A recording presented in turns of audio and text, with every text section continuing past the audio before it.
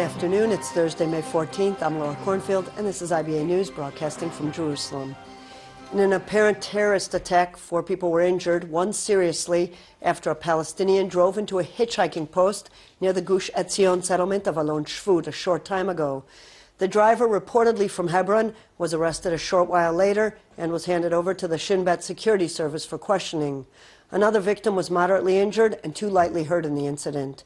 It was also cleared for publication today that security forces foiled a stabbing attack planned against guards working at the Italian synagogue in Jerusalem's Silwan neighborhood near the Old City. As part of the investigation, several people were arrested. While the clock runs down to the swearing-in ceremony tonight of Israel's 34th government, Prime Minister Benjamin Netanyahu is still finalizing the list of ministers. Here with more is Eli Wagalanter. After a long negotiations with his coalition partners and overcoming many obstacles on the way to forming his 4th government, Prime Minister Netanyahu turned his attention today to his own Likud party to start handing out the remaining portfolios. And he's doing so while trying not to alienate any of the senior Likud ministers. What we do know so far is that Moshe Ya'alon will keep his place as defense minister. Netanyahu's close ally, Yuval Steinitz, who served as the intelligence and strategic affairs minister in the previous government, will be appointed the Minister of Energy and Water Resources. Steinitz will also serve as the minister in charge of the Israel Atomic Energy Commission and be a member of the Security Cabinet. Likud MK Ofer Akunis, previously a deputy minister in the Environmental Protection Ministry, will serve as deputy communications minister, but the position of communications minister itself will remain in Netanyahu's hands. Yisrael Katz expressed his desire to remain in the transportation ministry and asked to be upgraded with one of the remaining ministries. Netanyahu accepted Katz's request, appointing a minister for intelligence affairs. In addition, Katz will be a member of the Security Cabinet and has been added to the list of acting prime minister. One challenge facing Netanyahu is finding a portfolio for current Interior Minister Gilad Erdan. Erdan has threatened to not join the cabinet and instead serve just as a regular MK if his demand for the foreign affairs portfolio is not met. Erdan was not satisfied with Netanyahu's counteroffer of the public security and strategic affairs portfolio. Netanyahu intends to keep the foreign affairs portfolio for himself.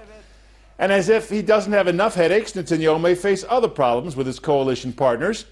Attorney General Yehuda Weinstein told Netanyahu that he'd have a hard time defending before the High Court the appointment of Shas party leader Aryeh Deri as a minister in light of Deri's criminal record. Deri served 22 months of a 3-year sentence for accepting bribes, fraud, and breach of trust. According to the coalition agreement reached between Likud and Shas, however, Netanyahu agreed to appoint Deri economics minister. Weinstein said that while there was no legal impediment to appointing the Shas leader a minister, quote, "This is a decision that evokes legal difficulties given Deri's criminal past, which weighs him down and the possible damage that could be done to the public trust and the virtue and integrity of government activity as a result of Deri's appointment." Netanyahu is scheduled to present his cabinet to the Knesset at 7 o'clock this evening, as well as spell out in detail the coalition's policy guidelines. Afterward, the Knesset will vote on approving the establishment of the new government. After the government is approved, Netanyahu and the members of his new cabinet will be sworn in, and then they will go to the president's residence to take the traditional new government photograph with President Reuven Rivlin. Details tomorrow. Laura? Thank you, Eli. Israel expressed disappointment at the Vatican's announcement that it has reached the outline of an agreement with the Palestinians that uses the term State of Palestine for the first time in an official document. The Vatican said that the agreement, which has yet to be signed, deals with essential aspects of the life and activity of the Catholic Church in Palestine. PA President Mahmoud Abbas is due to meet Pope Francis this Saturday before the canonization of 2 new saints from the Holy Land a day later. A source in Israel's foreign ministry said that the agreement does not help the peace process and move the Palestinian leadership further away from returning to direct bilateral relations. The diplomatic triumph for the PA came as Palestinians marked Nakba Day across the West Bank and Gaza, as we hear in this report by Alexander Jen. Bread was baked, drums were pounded, and Palestinians danced in a show of solidarity to recognize Nakba Day, or Catastrophe Day. Nakba Day is typically celebrated on May 15th, the day after Israel's creation, following which hundreds of thousands of Palestinians fled or were expelled from their homes. To mark the 67th anniversary and confirm their right to return, Palestinians revisited a town destroyed during the War of Independence to symbolically recreate Palestinian life. Israeli soldiers looked on as Palestinians danced and sung at the site now surrounded by Jewish settlements. The soldiers were positioned to prevent Palestinians from accessing the nearby settlements, a familiar scene in the West Bank. Palestinians raised their flags and some held keys to signify the right to return. Today, there are some 5 million Palestinian refugees and their descendants dispersed throughout Lebanon, Syria, Jordan, the Gaza Strip, and the West Bank. Events and rallies took place in the Gaza Strip and the West Bank yesterday instead of the 15th because come Friday, people aren't working and kids aren't in school. Palestinians participated in a huge rally in Ramallah that was organized by the Palestinian Authority. And during another demonstration in Gaza, Hamas stated that resistance is the only way to achieve the right to return. 67 years later, Palestinians continue to seek an independent state of Palestine, with East Jerusalem as its capital. Alexandra Jen for IBA News. U.S. President Barack Obama is scheduled to meet Arab leaders of the Gulf countries at a Camp David summit later today to reassure them that Iran will not be allowed to attain nuclear capability. Also on the agenda is the crisis in Yemen and the war against Islamic State. We get more in this report from Dennis Zinn. At an informal dinner hosted at the White House last night ahead of the Camp David summit, U.S. President Barack Obama sought to calm the aggravation displayed by some Gulf leaders over the emerging agreement with Iran. Amongst the guests were the leaders of Saudi Arabia, Bahrain, the United Arab Emirates, Qatar, Oman and Kuwait. Some countries, such as Saudi Arabia and Bahrain, were represented by their foreign ministers as a sign of those countries' frustration over what they see as the relentless pursuit of a nuclear deal with Iran. Bahrain's King Hamad bin Isa Al Khalifa preferred to attend a horse show in the United Kingdom.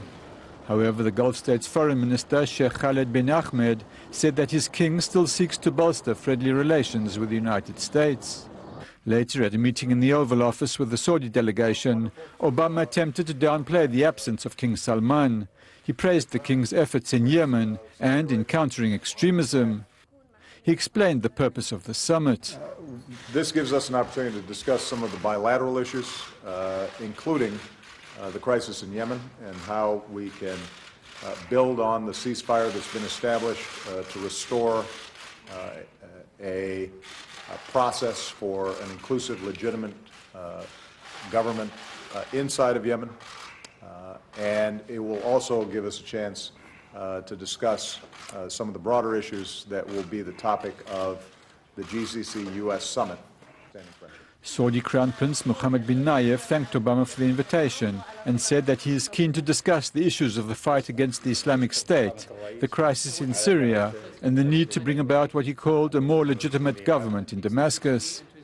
He did not quote the Saudi official who today vowed to match whatever nuclear enrichment capability Iran is permitted to attain, nor that he is worried over reports that Moscow denies U.S. claims that sanctions will be reimposed if Tehran fails to comply with the nuclear agreement.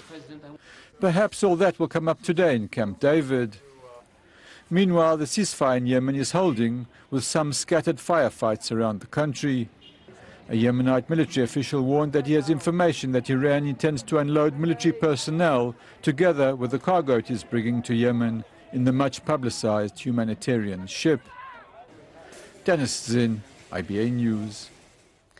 The Saudis are good at attacking from the air, but the Iranians are better at organizing proxies on the ground, which will lead to a stalemate in Yemen that won't end anytime soon. That's a word from Dr. Jonathan Spire, who spoke with IBA's Ari O'Sullivan. They declared an air campaign, of course, in March against the Houthis, and they, in April 21st, declared that it was concluded successfully and victoriously. But the problem is the Houthis are still there, and they're still heading southwards, and they're in Aden City right now. And the Saudis don't yet have an adequate ground response to the Houthis. And this has been the problem of the Sunnis everywhere in the region. They can do air power when their state air forces get involved, but when it comes to building up proxies on the ground, the Iranians and the Shia have a far better track record than the Sunnis do. Why is that? Well, because the Iranians have an instrument called the Iranian Revolutionary Guards Corps, whose effective purpose is precisely the building of proxy political and military forces. That is their raison d'etre. They've been doing it for 30 years. They have a cadre of men now in their 40s and 50s whose profession is precisely that. the Sunnis, the Saudis, or the Turks simply have no parallel instrument to put in place. And for that reason, I think it's easy to see why the Iranians have proven so much more successful at that. What we can see is that the Saudis are trying to develop a policy of support for tribal forces, Sunni tribes in Yemen, who are being supplied from the air by the Saudi Air Force. And at the same time, Saudi National Guard is being deployed close to the border with Saudi Arabia in case there's any threat to the border itself. And lastly, there are indications that Saudi special forces are there in numbers in Aden City, fighting alongside the elements of the Yemeni army, which are loyal to the former president who are fighting against the Houthis. So they're already there in small numbers, doing their best to fill that gap in ground capability, which is such a problem for the Saudis. I suspect that kind of pattern will continue. In other words, it's unlikely, I think, that we'll have a massive commitment of Saudi, it's still less Egyptian ground forces into Yemen. Yemen's a big country, a mountainous country, difficult territory. It's easy to get lost there. For a force like that be fighting against the Houthis who know their ground very well. So I think that the Saudis will do everything to avoid that, and they seem to be following along the lines that I just outlined. Jonathan, there have been reports that if Assad feels very threatened in Damascus, he may abandon the city and head towards Latakia. Israel, I think, is absolutely backing the Saudi-Egyptian alliance, which has been an important presence in the region since the military coup in July 2013 in Egypt, close relations with Sisi, a certain commonality of interest with the Saudis in terms of challenging Iran. So very much Israel is behind the Saudi side and not the Iranians. At the same time, of course, there is concern from Israel with regard to the role of Sunni jihadis and Sunni Islamists on the Sunni side of this conflict. And there's a sense that somewhere down the road, Israel could end up having problems with them too. But for the moment, at least, Israel's stance is clear, not getting involved, but hoping very much for an Iranian defeat.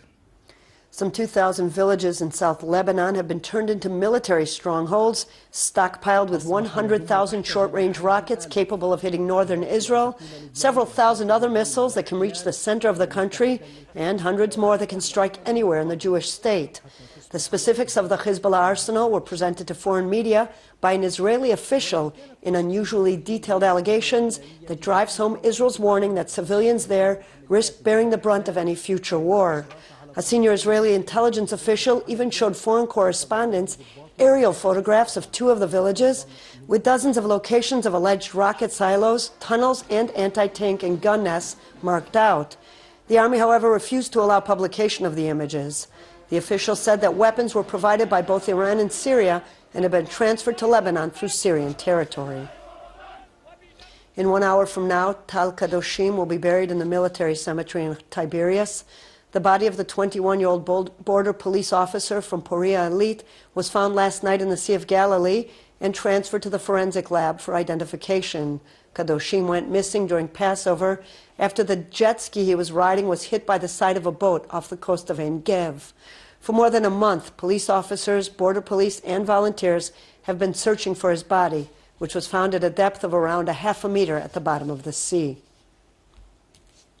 Dimona Council officials have declared a citywide strike for this coming Sunday in solidarity with the striking workers of Israel Chemicals and about 60 employees of Meteor, a large local producer of agriculture netting that is in danger of shutting down. Schools will be closed and Highway 25, a major roadway in the south that passes through the city, will be blocked. Dimona Mayor Benny Beaton announced the strike at a special meeting last night with City Council members and with the chairman of the workers' committees of the major employers in the region. Beaton said he had asked Finance Minister Delegate Moshe Kachlon to use the veto power the government holds due to its majority share in Israel Chemicals to cancel the projected layoffs. The police officer caught on video beating Ethiopian-born soldier Damas Pakada is to be fired and may face criminal charges. This according to Israel Police Chief Yochanan Danino, who said the officer was let go following a dismissal hearing this week. Danino added that the officer's layoff was independent of the criminal investigation he is currently facing and that he will be indicted if the police investigation decides there's sufficient evidence. The news of the firing came as police gear up for fresh protest against police brutality and discrimination planned for next week. Leading rabbis participating in the Conference of European Rabbis in Toulouse addressed what they think can be done about the increasing anti-Semitism on the continent. We believe that there are two matters, legislation and the implementation of legislation. In some countries, the legislation is good. However, the authorities don't always implement the legislation that exists. So it's important for us to have proper and adequate laws against hate crime and against racism, and also for the authorities in our countries to have the determination to guarantee that the law of the land will be upheld. In Great Britain, one of the very first moves of Prime Minister David Cameron has taken place today after his recent re-election, which is to state his intent to confront extremism. And we obviously welcome this enormously. We're still waiting to hear the exact details with regard to what he is proposing. But of course, our community welcomes his resolve and the resolve of his new government to confront extremism to the best of our ability. And as has been suggested before, it's important for countries to act in their own right, and also wherever possible, what can be done together within Europe will strengthen our situation. Of course, to have a dialogue, you need you need two people. You cannot have a monologue as a dialogue, not a dialogue as a monologue. However, I feel that a great part of the Muslim community living today in Europe represent people who emigrated to these shores in order to rebuild their lives, to live better lives, and to lead normal lives. And what happened is that the agenda were hijacked by extremists. Why? How? Is it because of too liberal immigration policy? Is it because of the internet? There are many answers to that. We, in the Conference of European Rabbis, have issued in January a manifesto against religious extremism, which is published also on our website. You can look it up at our old website is confeurorabbis.org, or our new website is rabbiscer.org. Is the manifesto of basically coming forward with three proposals. A, check where the money comes from. That money should not come from sources which encourage terror. And some countries in Europe already acted on our suggestions. For example, Austria has passed laws which limits funding coming from outside of Europe. Two, it is very important that the religious leadership in Europe, and we're not talking only about Muslims, we're talking about everybody, should be European, should have European values of pluralism, of living together, and understanding the values of freedom and and human rights. And those religious leaders who are being trained outside of Europe should be trained only in institutions which are certified. I don't know yet how, by whom, in a European context, that these are not institutions which lead to extremism. Israeli researchers have discovered a way to detect colon cancer with a simple, non-invasive blood test. Maccabi Health Services, along with the Medial Research Startup Group, have developed a revolutionary colon score system based on standard blood tests, which predicts the likelihood of colon cancer before it is found in the patient. Colon cancer is the third most common cancer in Israel. Each year, 3,000 new cases of the deadly disease are diagnosed, and 1,300 die from it. 30% of patients over the age of 50 don't do the suggested stool samples or colonoscopy for early detection. Now the Maccabi HMO will run blood tests of these patients to look for early signs of the disease. The new technology has been approved by both the EU and the Health Ministry and is pending FDA approval. On the backdrop of attempts by the Palestinian Football Association to convince FIFA to suspend Israel from international play, former President Shimon Peres and the Peres Center for Peace hosted the Children's World Cup in Herzliya. Some 400 Israeli and Palestinian children took the field against a team of ambassadors from several countries and a squad of all-star Israeli players. I call on FIFA to use this crisis to promote peace and not to deepen the rift, Peres said, adding that the participants in the match are a symbol of peace and hope for the future. The children's team won the game, by the way, 3-2. In local money matters, the shekel was mixed in foreign currency trading, while shares were mixed on the Tel Aviv Stock Exchange on the last day of the trading week. Here are the late afternoon numbers.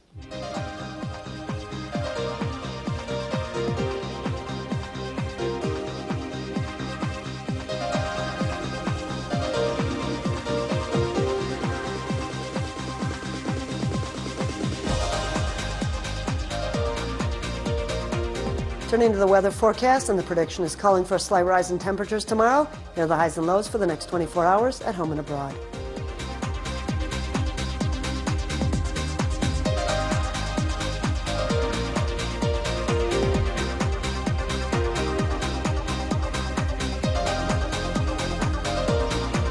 And that's all for this newscast. Aaron Viner will be here tomorrow with more news from Israel and abroad. Until then, I'm Laura Cornfield, wishing you a great weekend, and shalom from Jerusalem.